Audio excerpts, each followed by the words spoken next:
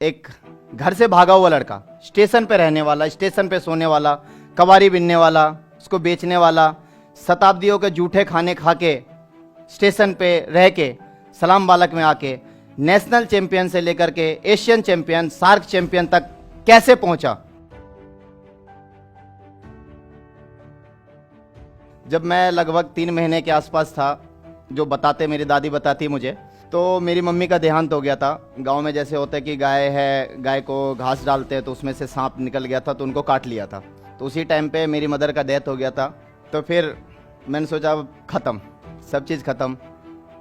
मैं गया घर, भैया से बात करा तो भैया ने बोला चलो मेरे साथ। वो भी इलाहाबाद में मजदूरी करते थे, फल उठाते हैं, फल बेचते हैं, जो मंडी होता है मंडी में। तो मैं उनके साथ आ गया, इलाहाबाद आया। इलाहाबाद में उन्होंने पता नहीं उस समय क्या पैसे देते थे नहीं देते थे। उन्होंने बोला ठीक है, यहाँ जो भी मंडी में सब हैं उनको आप चाय पिलाओ, चाय ला के दो। किसी ने ऑर्डर दिया कि शिवालक जाओ चाय लेके आओ, छोटू चाय लेके आओ। चाय लेके देता था, भैया ही जानते थे क्या था क्या नहीं था, क्या पैसा मिलता था। ऐसे होते होते वहाँ भी साल बीत गया। जब मैं 6 साल के लगभग आसपास हुआ होगा, 6.5 साल का आसपास, कुछ ऐसा समय आया कि पड़ोसी लोग थे, छोटे छोटे बच्चे होते, शाम के टाइम में जब दुकान ख़त्म हुआ तो हम लोग आपस में खेलते थे। जब साथ हम लोग खेलते थे तो एक बच्चे से मेरी लड़ाई हो गई। तो उसने जाके अपनी मम्मी को बता दिया। जब मम्मी को बताया तो उसकी मम्मी मेरे भैया को बोल दिया। तो उन्होंने मुझे 2-4 थप्पड़ लगाया।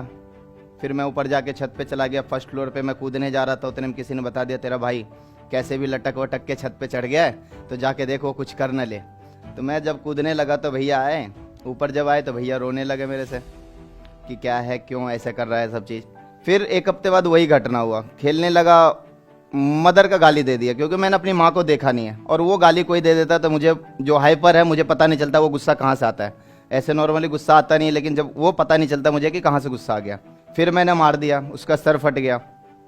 फिर मुझे डर लगा कि भैया आएंगे शाम को फिर पीटेंगे, मैं इससे अच्छा घर ही भाग जाता हूँ। खाने के लिए उतना पैसा नहीं होता था। तो जो शताब्दी है, शताब्दी ट्रेन में कोई आधा खा के खाना छोड़ देता है, कोई बोतल छोड़ देता है आधा पानी पीने के बाद। वो खाना खाया, उस खाने को खाया। फिर उसकी जो सिल्वर फाइल होती है जिसमें खाना पैक होता है वो बिकता है 180 रुपये किलो, 130 रुपये किलो, ऐसे टाइम पे उस टाइम पे बिकता था। उसको बेचा।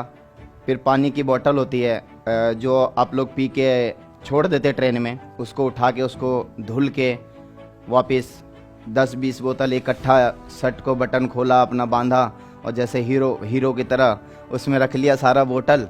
फिर बिहार जाने वाले ट्रेन में, बंगाल जाने वाले ट्रेन में जो जनरल बोगी होती है उसमें 5 रुपये में 2 बोतल, 5 रुपये में 1 बोतल, ऐसे करके फ्री का पानी 5 रुपये में बेच के उन लोगों को मिल रहा था। तो वो बेच के पैसा इकट्ठा किया।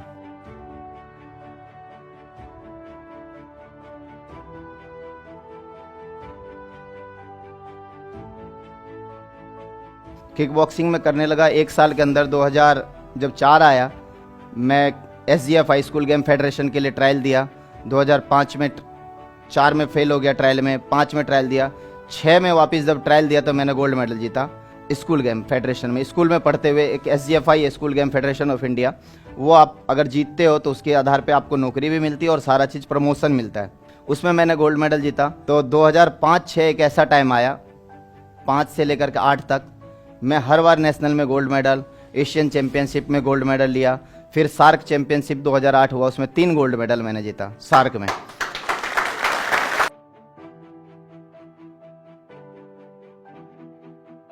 आप लोग भी अगर कुछ करना चाहते हैं, अपनी जिंदगी में कुछ बढ़ना चाहते हैं, तो एक लक्ष्य बनाइए, लक्ष्य को बना के आगे बढ़िए। आपकी बुराई सब करते रहेंगे, कुछ मना करेंगे, कुछ पीछे करने वाले होंगे कि ये आगे बढ़ जाएगा तो क्या होगा, ये आगे बढ़ गया तो मेरा नाम बदनाम होगा। नहीं, रुकना नहीं है, आगे बढ़ते जाना है। और जब तक आपको मुकाम ना मिले तब तक रुकना नहीं है।